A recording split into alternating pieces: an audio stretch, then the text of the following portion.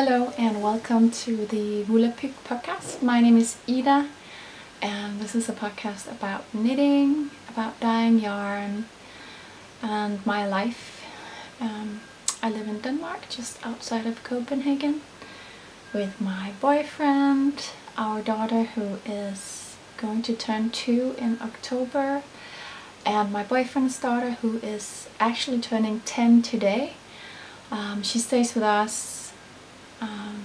She stays with us 8 days and then with her mom 6 days. So she lives here too, of course. Yeah. So I really hope that I can keep this podcast rather short. So I'm hoping to do it in 30 minutes or less.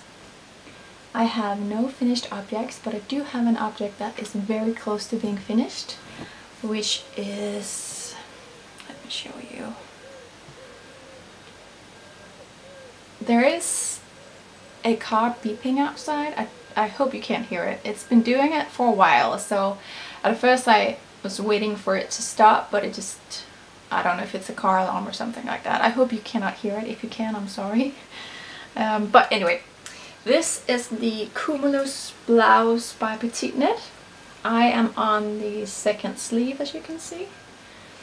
And this is knit with a strand of Isager mohair silk in the color 00, which is just a white color.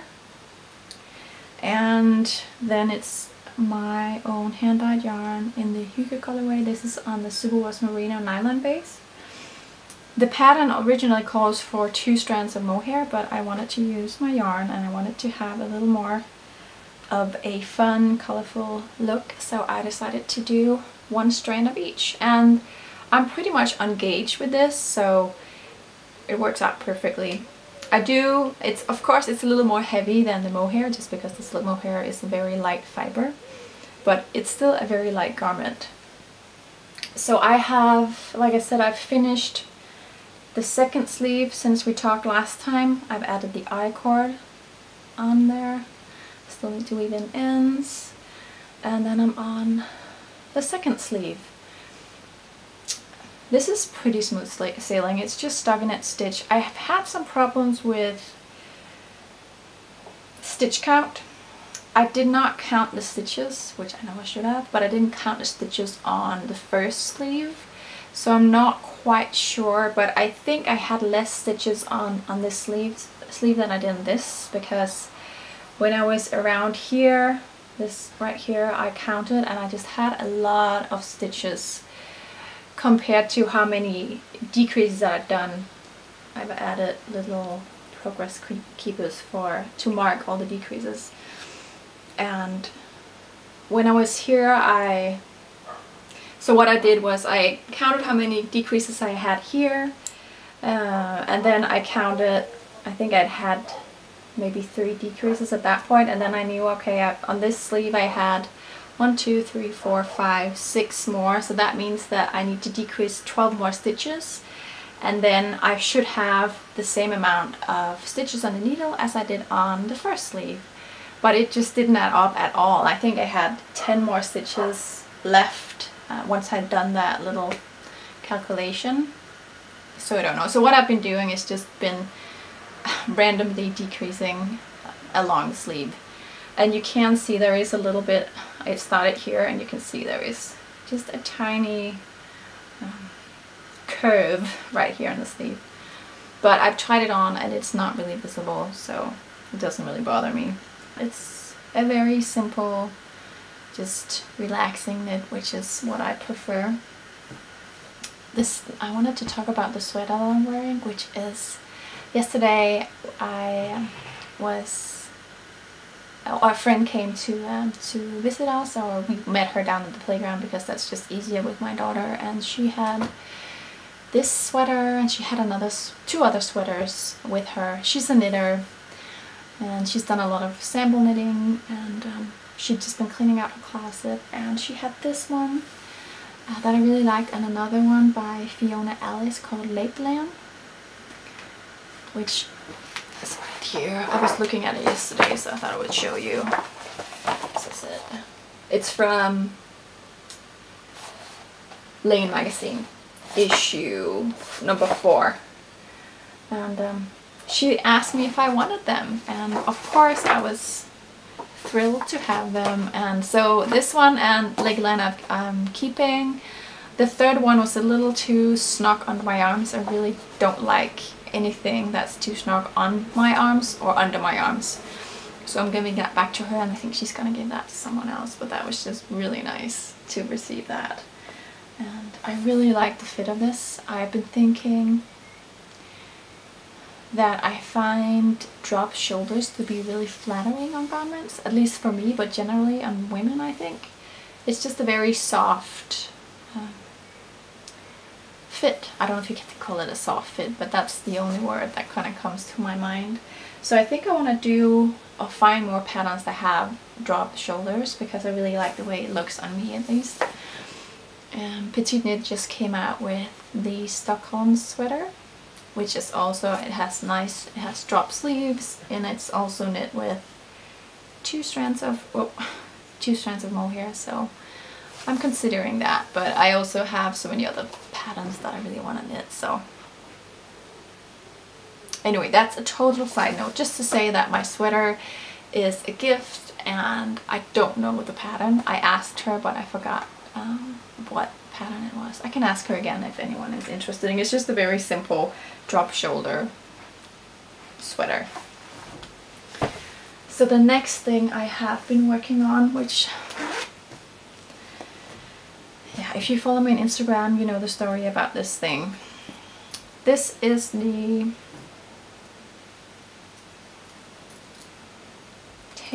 Tanya sweater by Caitlin Hunter. I am currently only 8 or 9 rows away from, I'm showing you the wrong side, here's the wrong side, from being finished with lace, and I was just really enjoying working on this. I've been working on it quite a lot for last week or the week before. Just really enjoying it. It's a very nice pattern. It's obviously not stockinette stitch, but it's not a difficult chart to read or to do. And I was knitting away on it, and then I was laying it flat on the floor or on a table, and then I couldn't, because I wanted to see what it looked like, and I found out that I twisted stitches once I cast the garment on. So I've done a Mobius wrap, which means that, as you can see, it's not going to be wearable because the stitches are twisted. See right there. I was so mad. And then I started laughing because I think the week before I watched Stranded Dye Works, which is Amy Florence, I think her name is, on Instagram. And she'd done the exact same thing with her Tanya. She'd been knitting away on it, was almost done with the pattern. I want to say the color work. Why is that word? The lace section. And she found out she'd done the same thing. And then I can see on the comments that I've gotten on Instagram that a lot of people have done the same thing.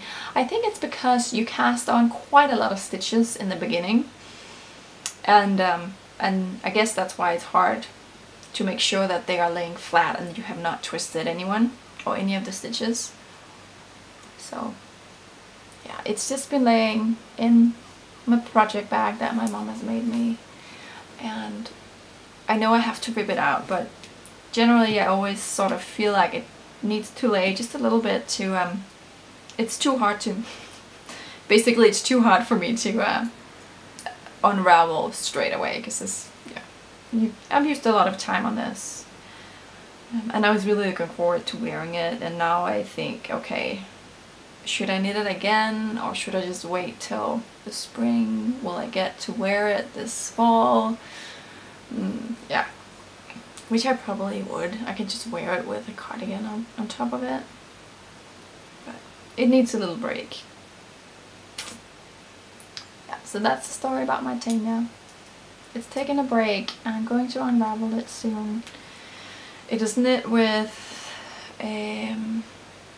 my 80% non-superwash Corridale 20% nylon yarn in the popsicle colorway, which is a very nice. I like it because it has colors in there. There are some pink and blue and yellow, but when you look at it from far away, it's pretty neutral, as you can see. But when you get up close, you can see that there are actually colors in there. Yeah. So, this thing is not going to be finished anytime soon, unfortunately.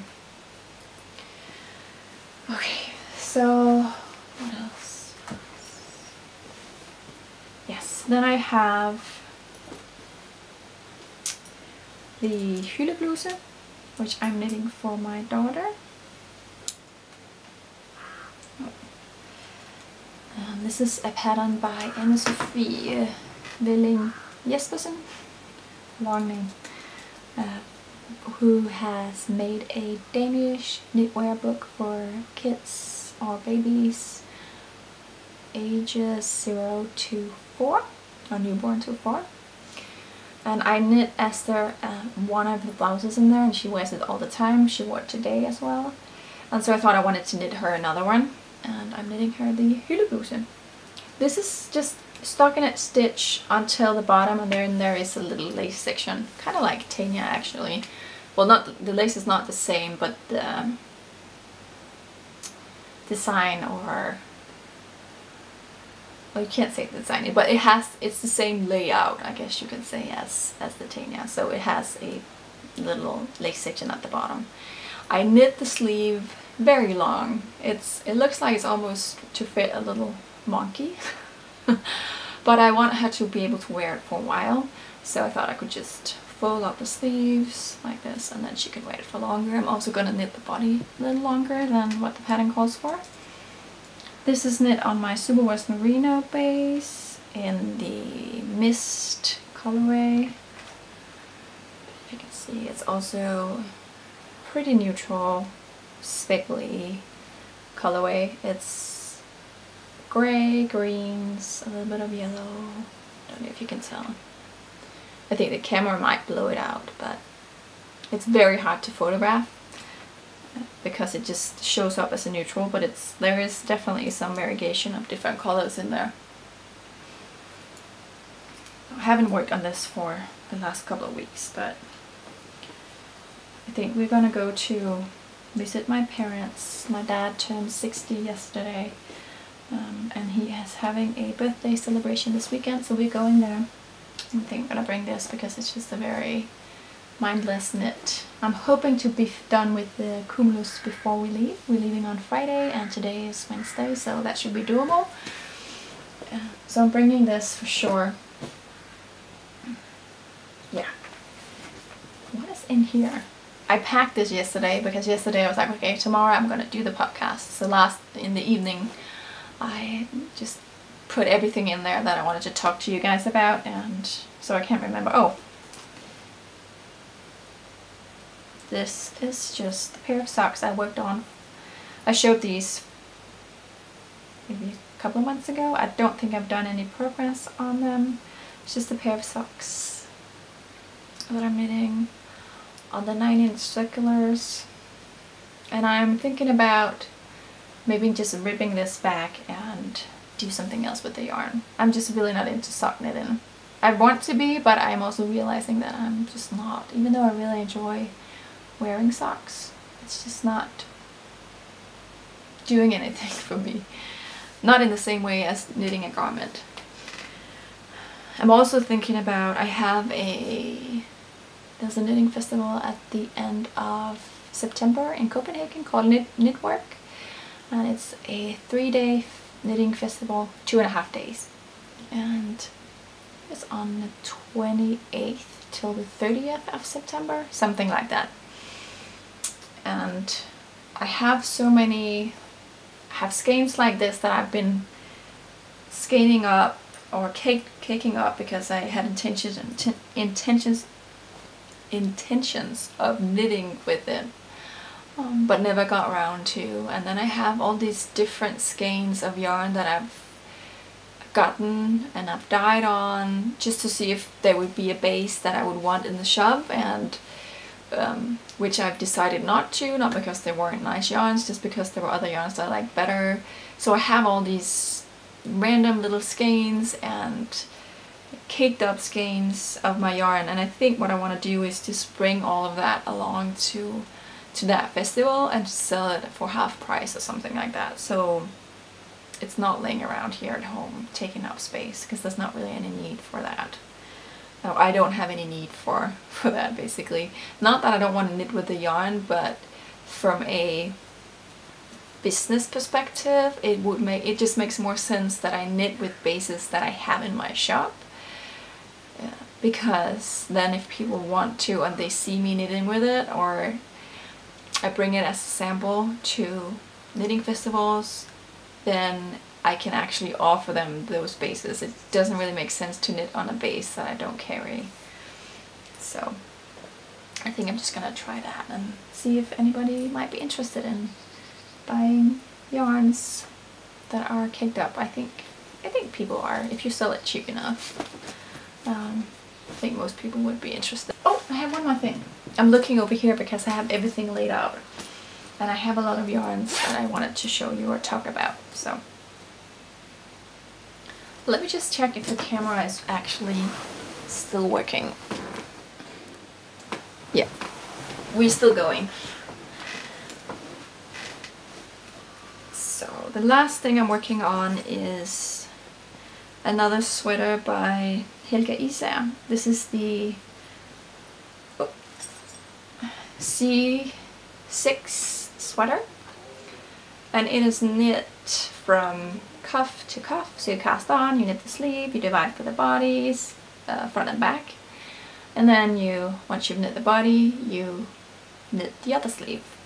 So this is how far I'm along. I'm really enjoying this. I just have not been knitting a whole lot on it because I wanted to get the Cumulus finished, and I also wanted to get the SSK, which I showed you last. It's finished now. I talk about that in my last podcast. But once the Cumulus is finished, I'm definitely not gonna work more on this piece. It is knit with, so the cuff is Isager tweed. I think that's what it's called.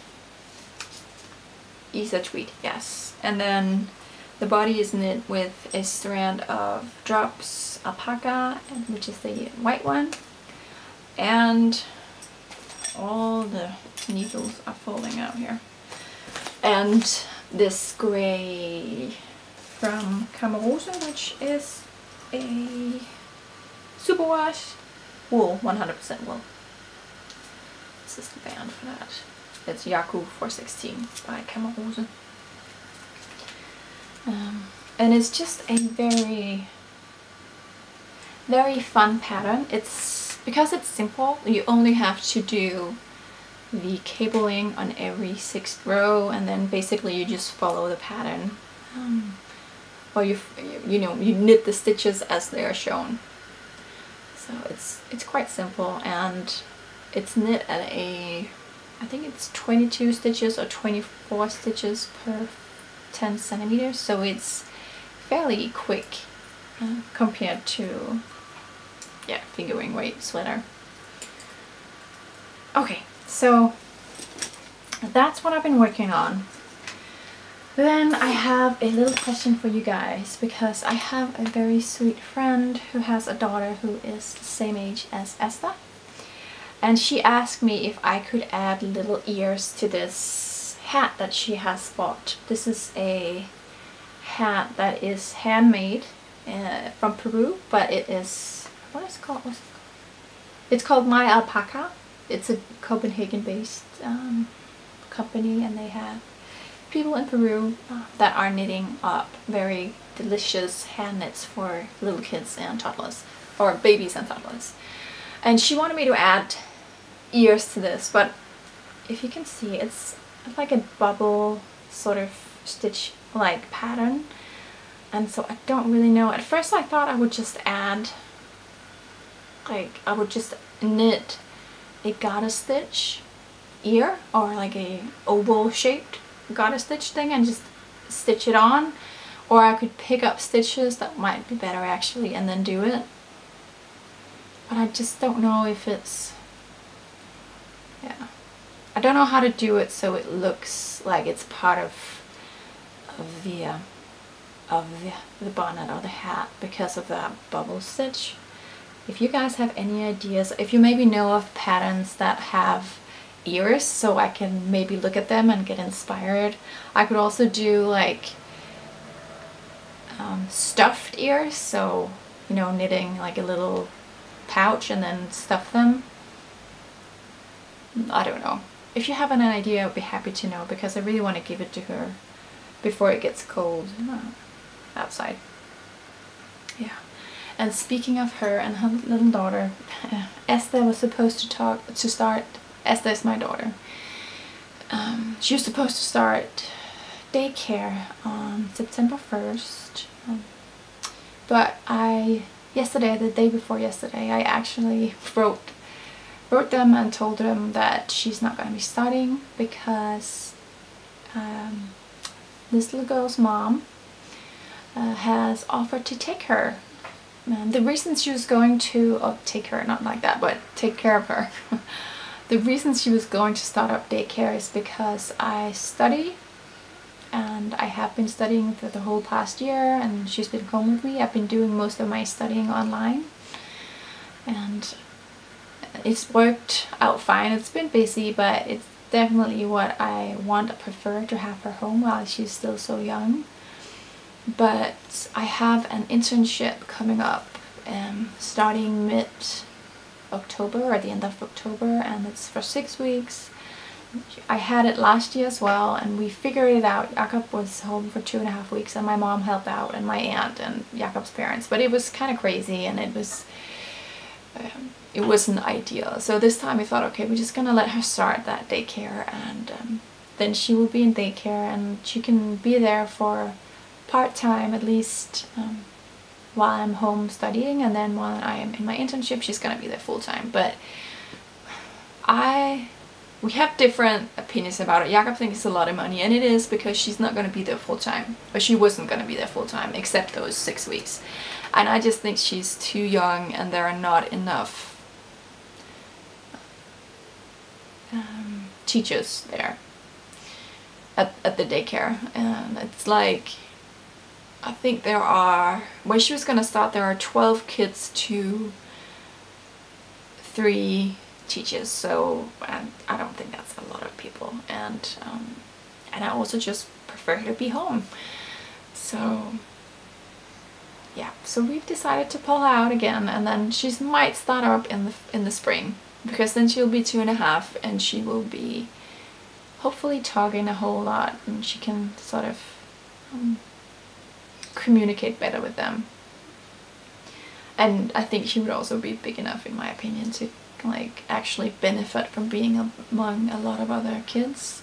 She's seeing other kids now. We have a play group that we go to, and we have like the lady that's gonna take care of her for those 6 weeks. So we see her once a week, and we see her and her daughter once a week, and we see other people, and so it's not like she doesn't see kids. We see kids at the playground and whatever. So see, now I'm just talking. I'm supposed to keep this under 30 minutes. I might cut this out because that was just a lot of blabbering. I hope you don't mind. Okay, so I wanted to talk a little bit about dyeing yarn, because oh, my phone is ringing. That was the daycare just calling to hear why we decided to pull out of daycare before she even started. So that was quite funny, since I just talked about that. Okay, back to the yarn. So I've been for a long time trying to dye up a yellow colorway that I really like, and I've had such a hard time with it. I just find yellow to be a very hard colorway to dye. And then I started looking at all the natural dyers, and they always have such nice yellow colors. In my opinion, they're just usually pretty soft colors. I mean, you can get bright ones too, but they just have an earthiness I really like. So I decided, okay, I'm just gonna let me try that. Let me try some natural dyeing to see if I get a yellow that I like. So what I did was I went out and collected birch leaves to dye on, and I also collected towel, which I have no idea what's called in English. If I remember, I will put it down on the screen so you guys can see it. And I started out by dyeing with the birch leaves, and they turned out like this, just a really nice yellow color. And then what I did was I decided to speckle them. So I've been speckling the yarn afterwards, so it's a pretty long process because you mortared the fiber, and then you obviously you extract some from, but you simmer the plant material to get the dye out, and then you immerse the wool into the dye pot, and blah blah blah blah. So you do that first, and then it cools down, and then afterward I did it all over again, but this time so I could speckle it. So yeah, I've been playing around with it. I don't know if it's something I'm going to do for like a regular thing, but it was quite fun. So the base of this yarn is dyed with birch leaves, and then the speckles are just using my natural, or my powder dyes, which by the way are non-heavy metal dyes, just if anyone was wondering. So yeah, I also, so this was the first round I did with the birch leaves, and then I did it again, and it just turned out to this sort of pastel-y, peachy color. It's a very interesting color. I was so surprised, but the dye pot of the water in the dye pot was also very orangey colors. So compared to this one, like the first round I did, that was definitely a yellow, but this one was just a very interesting color, and the yarn turned out interesting too, the color. It's like a sorbet ice thing. And I also speckled this a little bit. It's harder to see on this yarn. Also, this is on my Superwash merino nylon, and this is on a 100% wool, a merino wool, not superwash. Let me see. This one is also, I think this is towel. I can't remember now which is which. And I also have these, and I have more, but I just wanted to show you real quick the colors I got. I don't think it's something that I'm going to do on a regular basis, like I said, because it isn't a process that I particularly enjoy, the foraging thing. I mean, it's nice, but I think if I had to do it as a job, I don't think I would enjoy it as much. I am collecting onion peels, so I'm gonna dye with that because that you should get a really nice yellow out of that too. So I want to definitely do that.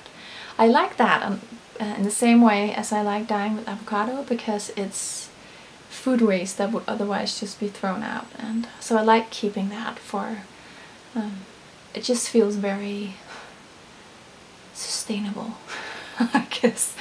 So I'm doing that. I'm definitely gonna try dyeing with onion skins as well, and probably also trying to speckle it. I really enjoy that speckling part too. It's something different than what other people do. I feel like there's not really any need for more natural dyers out there.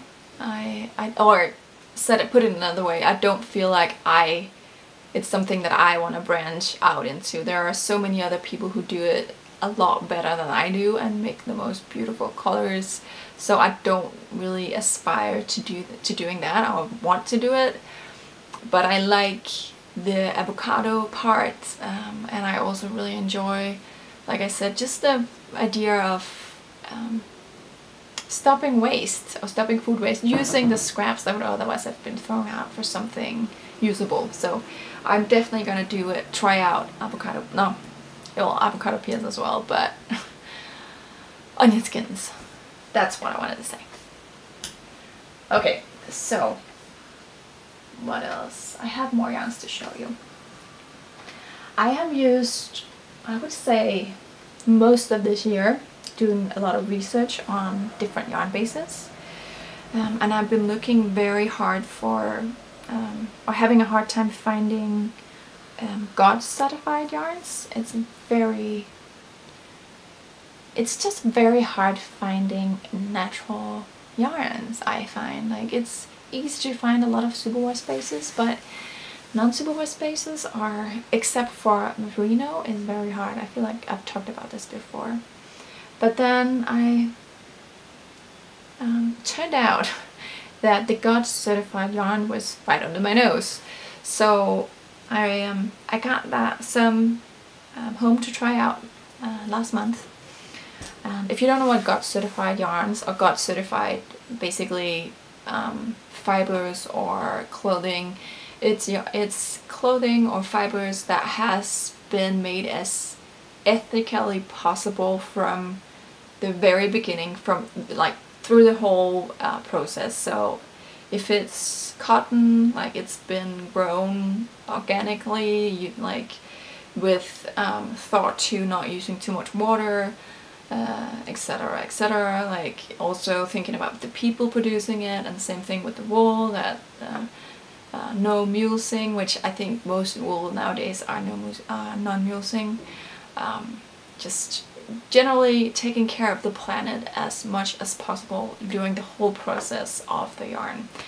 So yeah, it's as sustainable as possible. Anyway, so I got the yarn, and it's this is the one right here. This is a 100% wool yarn. I also got a mix of a cotton and wool. But this is the wool yarn, and I was so excited when I got it, and I was so excited when I found it, and I would say I'm not excited dyeing on it. I've been a little bit disappointed, to be honest, which is just such a bummer. I think it may just be a question of using a different dye technique. Yeah, just playing around more with it than I have done. But just to show you an example, this is my superwash merino nylon, and this is the Enchanted Forest colorway, and this is the Enchanted Forest colorway on the GOTS certified wool. Let's see, and this is on the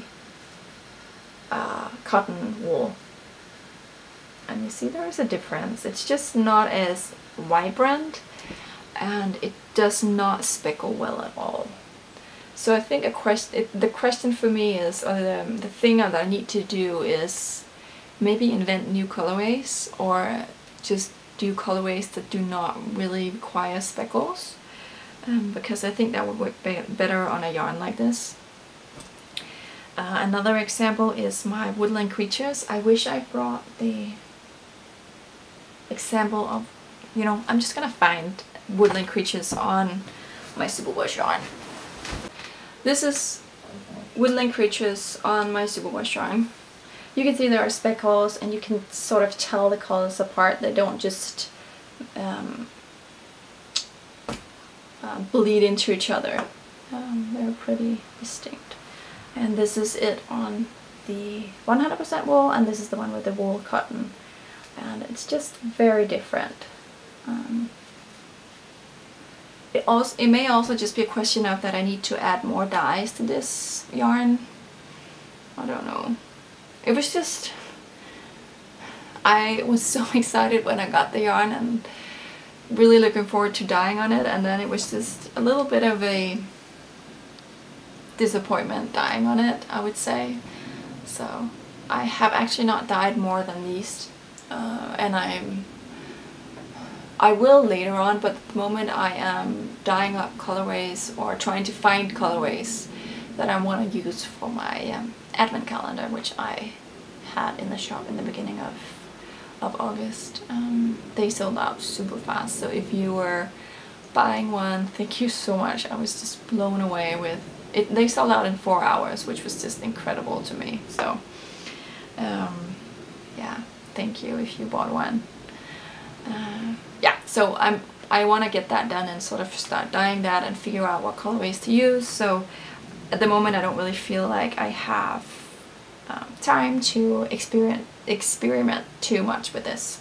I will dye these up and add them to the shop at some point, but that will be after I'm done with other dyeing. So I have the calendars, and I also have 3 different knitting festivals coming up, so I need to dye for that as well. But they will be in the shop, and then I'll just see how well people receive the yarn. If people really like it, of course I'm gonna continue carrying these bases, because there's nothing wrong with the yarn itself. It's a very, very nice yarn to work with, and especially the wool cotton is nice, I would think, for baby knits. But even this wool, it's not merino soft, but for me, I don't find it scratchy. I think some people would, but I think I'm gonna stop now, guys. I wanted to talk a little bit about my tecumseh too, but I have already talked a little bit about that on a little clip I did recorded, so it might be, I'm probably gonna add that to the end, so I don't want to talk about that here. And I have some packaging that I need to do before Esther wakes up, so I think I better get going on that. I think if I'm lucky she'll sleep for another hour, so hopefully she will and I can get some stuff done. Thank you so much for watching, and I will talk to you hopefully later this month. And then I've been dyeing up a bunch of just single skeins because I wanted to knit a tecumseh by Caitlin Hunter or Boiler Knitworks, and I think what I want to, like, how I want it to look is I want my barn owl, which is right here, I want that as the main color of the sweater. And then I've dyed up a couple of different skeins. So you need three skeins for the sweater. You need like the main color of the sweater, and then you need 2 contrasting colors. So I've dyed up barn owl, and then I've dyed up Gatsby dress, as this might be one of the contrasting colors. I've dyed up Kilim red, or Kilim? I don't know how to pronounce that. I'm gonna write it on the screen so you can know what I'm talking about. I've dyed up Kilim red, and then I've dyed up prairie grass, and also moonstone. So I want to see, yeah, I'm gonna try and just wind them up into skeins and or skein them up, and then sort of hold them together and see what I like the best, what color combination I like the best. Yeah, what else? I have a little bit of Enchanted Forest. Yeah, just wanted to check in real quick. I want to finish up because I think I'm gonna be home soon, and I would like to be done before they get here. Esther is she's 22 months now, and she likes to get into everything, and she is not very careful with my yarn. She pulls it and basically she wrecks it. And I have to reskein if she gets a hold of my yarn, and I don't get a hold of it soon enough. She knows she's not supposed to play with it, and I actually was watching, I think, Woolberry Fiber Co, and she was showing off some of her yarns, and Esther had been sleeping, and I went out to get her, and I took her in, and she was still playing on the screen, and as soon as she saw the yarn, she was like, "Nai nai, nai nai," which is nai is no in Danish, and so she knows she's not supposed to play with the yarn. She knows, and she says it all the time. She'll see a skein of yarn and she'll say nai nai. But you know, if I'm not there, it can be a little too tempting for her, and she will grab the yarn and she will play with